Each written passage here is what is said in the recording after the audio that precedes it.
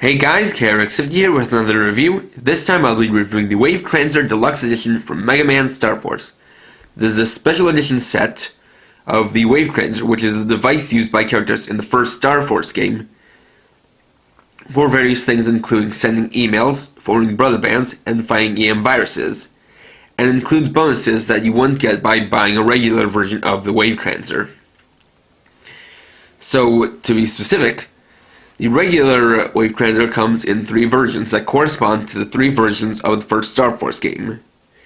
Pegasus, which is light blue and silver, Leo, which is red and yellow, and Dragon, which is green and red. And the normal versions of the Wave Transer include what you see on the left side, which is the Wave Transer, 2 styluses, one that can be stored in this Transer, and one that acts as an extra, and 4 Card Force cards. With the Deluxe Edition, you get included Wave Transer holder, which for the other versions has to be bought separately, and Geo Stelar's pendant, which you can't get in any of the other versions, Geo Stelar being the main character of the game series. So, also of note is that this is technically from the Japanese Shooting Star Rockman toy line, as there was no American Mega Man Star Force toy line. But since I have a mostly American fan base, and because the game series was translated and sold in America, I will be using the American terms here. So we'll start off by looking at the stuff that you get for the Wave Transer itself. So here's the Transer, which is in special Mega Man colors. It's got blue and yellow. And also of note is that it has Mega Man's symbol here, the shooting star. So it's small and has a simple design, being rectangular with a little bit of a with some raised edges here for the top half of it. Some nice silver on the border of the emblem, and you can see the slot for the Card Force cards right here, as well as the IR sensor there. The bomb has just got the battery compartment, the speaker, and copyright info. And to open it up, you take this part here, pull it out, and then open it up. So now you can see the inside, which opens up for a design that is supposed to look like a Nintendo DS, as the Mega Man Star Force was the first RPG series to get start on the Nintendo DS, so I decided to design the peripheral after the DS. So while it's supposed to have 2 screens in design, only one of them is a screen, and that's down here. Up top, you have this space which is for holding the Card Force cards, and you also see Touch Pen Input System, which also is displayed here and here. And that's because the screen runs entirely on touch input, meaning that there are no buttons on this thing whatsoever. So the stylus is stored right here, and like I said before, you get an extra.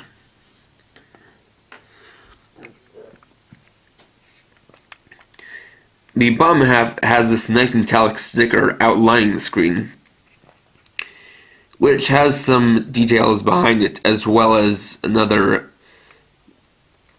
Mega Man symbol there.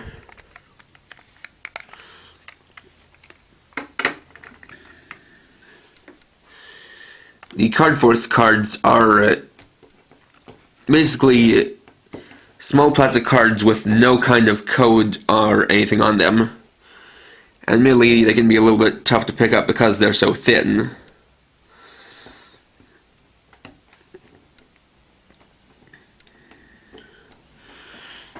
I'll just kind of move them off screen and then be able to pick them up more easily.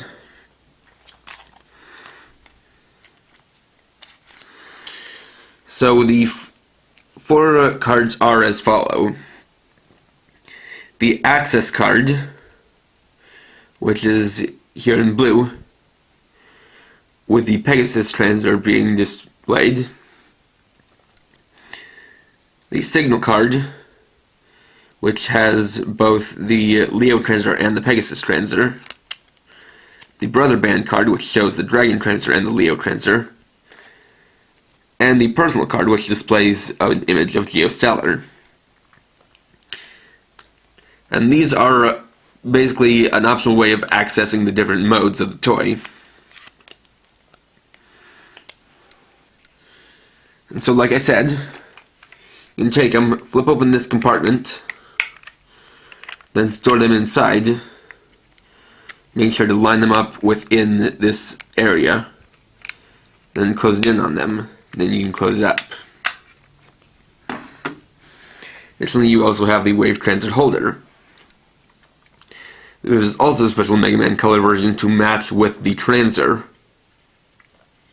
So it's got this primarily blue body with the yellow striping continuing down there. They also have these two metallic green stickers on either side with some cybernetic detailing on them, but they are otherwise flat stickers with no actual kind of raised detail. And you also have a wrist strap down here. Now, of note is that the wrist strap that you see on it is not the original one. This is the original wrist strap. It has Velcro on it, and it's this black nylon kind of Velcro material, or, well, yeah, I guess it's a black nylon material. And the thing about it is that it doesn't stretch. This is a rather small wristband, and honestly, it's hard to get onto larger wrists. For me, I can barely get on it normally, and it becomes near impossible to do it if I'm wearing a long-sleeved shirt. So, by lucky coincidence, I found that the wrist strap to my Kamen Rider Todoroki changer was about the same size, at least width-wise, as the original wrist strap. So I basically took this apart, swapped out the wrist straps. And so with this it becomes easier to wear because this is a nice and stretchable, flexible material.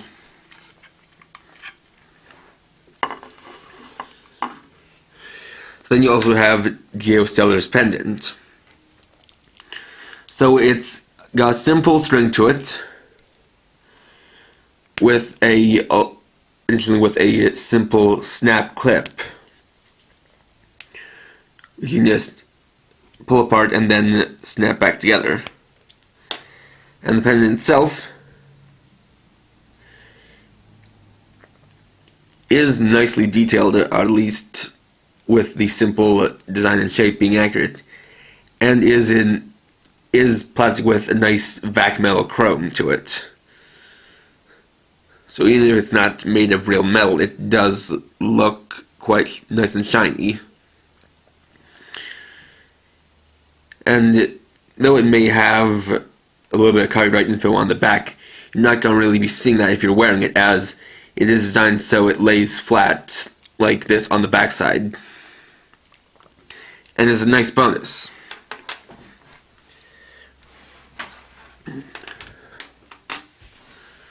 So, how the trainer goes with the holder is that you got these two rails here, as well as rails along the side, so you just line it up and push it in, then secure it into place, like so.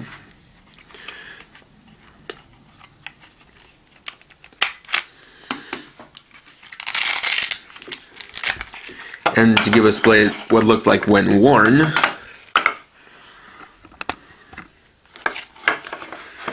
just set my wrist down in there, secure the strap like so, and then slide in like that. As you can see, it also is quite small on the wrist. Although this does also highlight kind of a design flaw and an inaccuracy in that this is kind of supposed to be a whole solid piece that at least is supposed to have a bottom part that covers up the whole wrist. And I guess what I will wish is that this included a second piece, so that once you attach the wrist wrap, then you can attach the bottom piece and then have it kind of be a whole and complete transfer, at least physically. Now, of note is that the top section of the transfer does not lock in place. So I won't be wearing this because I did some testing before shooting this and found that the best angle for showing off the functions is an angle where if I don't hold the screen up, the screen will fall down. And that's the other physical flaw I have with it, which is that I wish that the top section would have a friction lock in place.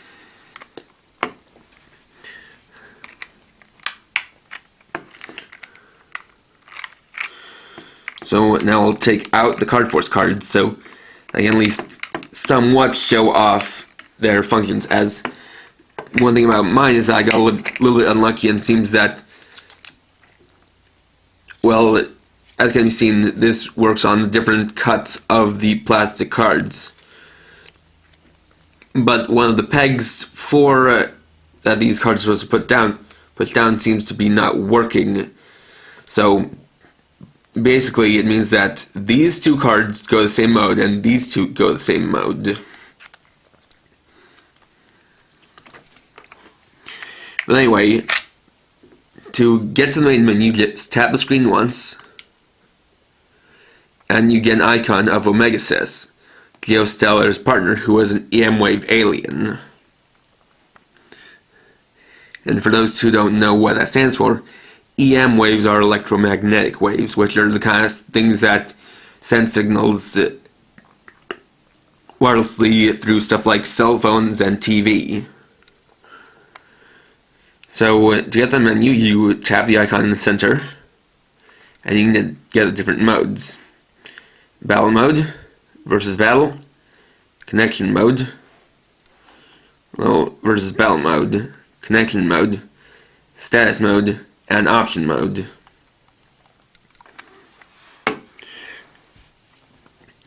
Now for the card force cards,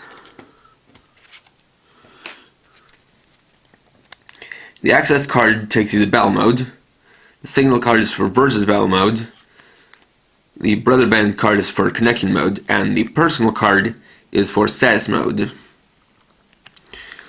Of the two here, the ones that work properly are the access card and the brother band card. So at least to start, I'll show off the battle mode using the card force card. So all you do is take it and slot in here. Then it takes you to that mode. So for this, it takes you directly to the story mode of battle mode, which starts with a transformation sequence for Geo Stelar and Omega-Xis turning into Mega Man.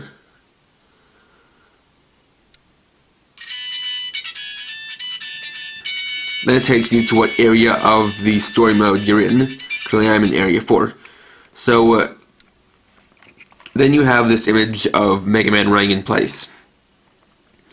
Now this isn't the kind of thing where you would just wait around for him to encounter an enemy. Rather, this is a standby screen, so to get to an enemy battle, you tap the screen, say enemy, then it'll display the enemy, and here you can use these arrows to see its name. This is a mono sword,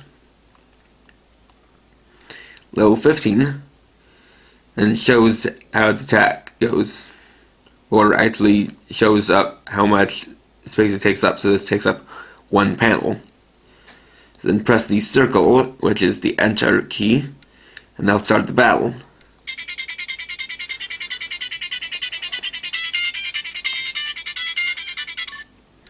So now you have to drag the stylus until you encounter the enemy. And while it's on screen, you scratch it with the touch pen to do Mega Buster damage. There's also a gauge at the top that gradually fills up. So you can press the circle key and then it'll get you to a menu for your battle cards, as rather than with the PETs of the Battle Network series that had actual battle cards, all the battle cards are rather built into the transfer. So you can select between 3. Then once you have one you want, you can select it. It'll show what it is, its attack power, how much of the area it takes up, then a display of how to activate it. As for the battle cards, you have to drag the stylus a specific number of spaces in a specific order. So for this one, which is the Cannon battle card, you have to start from the bottom and drag to the top. Like so. And if you get that animation, it means you've won. It also shows how much time it took you to complete the battle, shows how much experience you've got, and shows your current level. Then lastly, if you want to continue, you can say yes or no.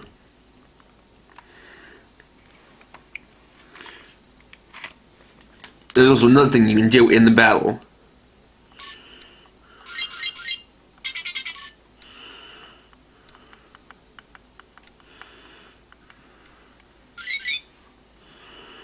So just waiting for this to go up a little bit. If you wait and use proper timing and use a battle card that won't fully defeat the virus, what you can do is a counter.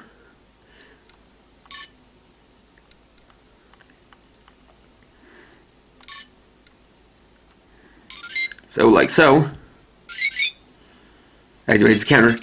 Then it allows you to do a star break to activate your Star Force.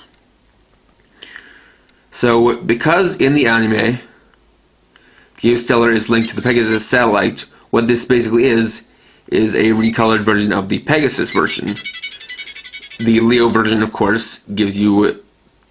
Well, this version and the Pegasus version give you the transformation to Ice Pegasus, while of course the Leo version gives you Fire Leo, and the Dragon version gives you Green Dragon. So basically with this mode, you continue going on, fighting through many battles, and basically this bar here will gradually fill up to show how close you are to that area's boss. Then once you beat the boss, you've cleared the area. So you can also, in the battle mode, you have story, which is the default, which is what it goes to when you use the access card. So you'll have minigame mode, which lets you play minigames for Zenny, and then you can use those Zenny in satellite mode, which lets you buy different battle cards. So within minigame mode, there are 2 minigames, Pulse Tracer and Virus Escape. So for Pulse Tracer, you have 3 different levels. Now when you start off, you get only level 1. If you beat that, you get level 2. If you beat that, you get level 3. So the way this works is that you have this icon that's moving around. And what you do is you take the stylus and then follow it until you catch up. So it'll tell you how much you've won if you win it, and then it'll say your total amount of Zenny. Then Virus Escape is basically, you have this icon, you have to drag it around the screen to avoid the incoming line of 3 viruses. You have to keep doing this until the time is up. If the viruses hit you, or you run into them, then you lose.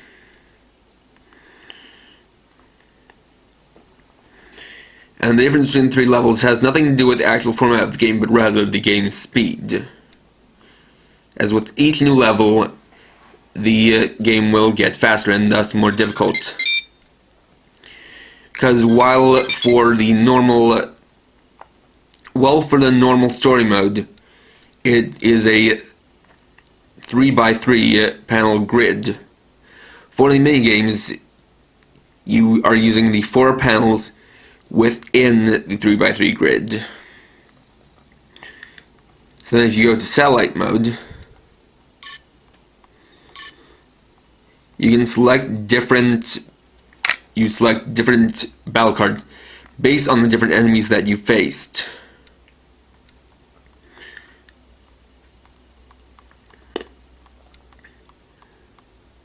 So for example,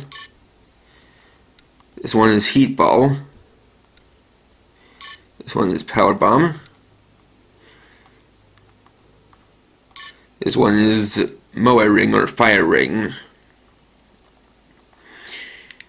And basically, as you face more different viruses, you can buy more different cards. And if you select one, you can see its icon, see its attack power, see what spaces it hits, and its element if it has one. Then getting to battle mode, which is supposed to be activated by the signal card.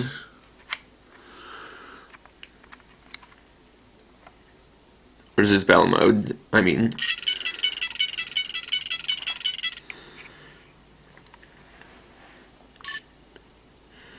So this is basically for doing battles between 2 different wave transfers, which is something I can't really show off.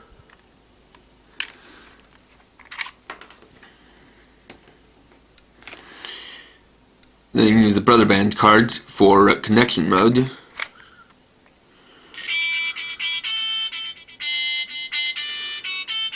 And so with that intro, it shows you the 3 different Star Force forms.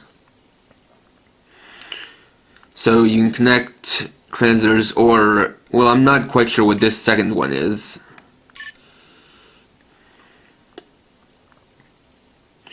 I think this one might be for connecting to the Wave skin, which is a separate toy. Well, this one is for connecting 2 different Wave transfers to form a Brother Band like in the games. And like in the original Star Force games, if you connect this version to a different version, or specifically you connect this one or the Pegasus version to a Leo or Dragon version, then that lets you use that version's Star Force.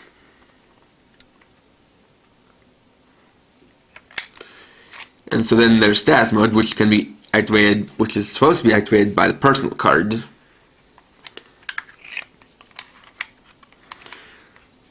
Just like so.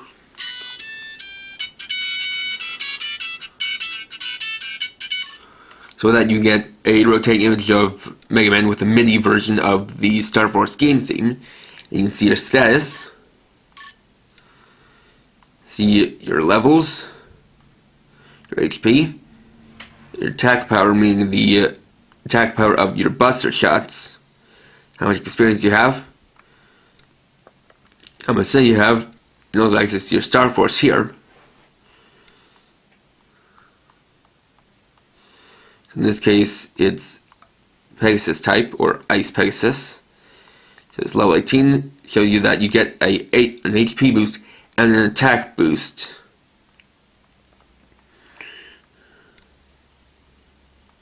And if you have any, you can see your different Brother Bands. It also shows you your name. In this case, because it's in Japanese, I use the Japanese name for Geo Stelar, Subaru Hoshikawa. So then you have option mode, where you can select if you want sound on or off. There's no adjusting the volume. You can change the contrast, and then you can change your name if you want to. There's also one more feature of the Wave Transfer, but it's not something I can show on demand.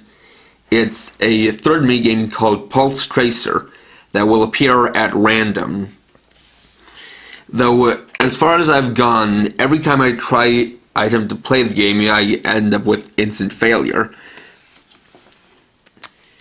It seems like with the game, you have a bunch of different viruses on the screen. You're supposed to trace around them, but I try moving it from the starting spot, and it says that I failed.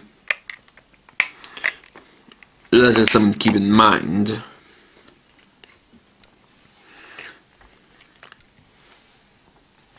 So then you can just take these, select them back up, and store them back into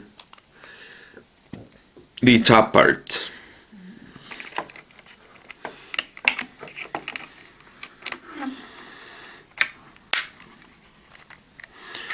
Oh, right. The other thing is that in status mode, you can also change your card folder, where you have your 3 slots. You can select one, then select from the different battle cards you have, and then set the one you want in that slot with the O button.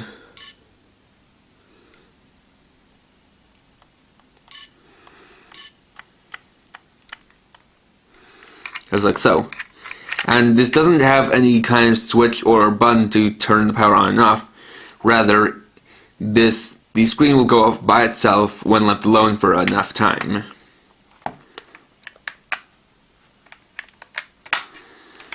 Like so.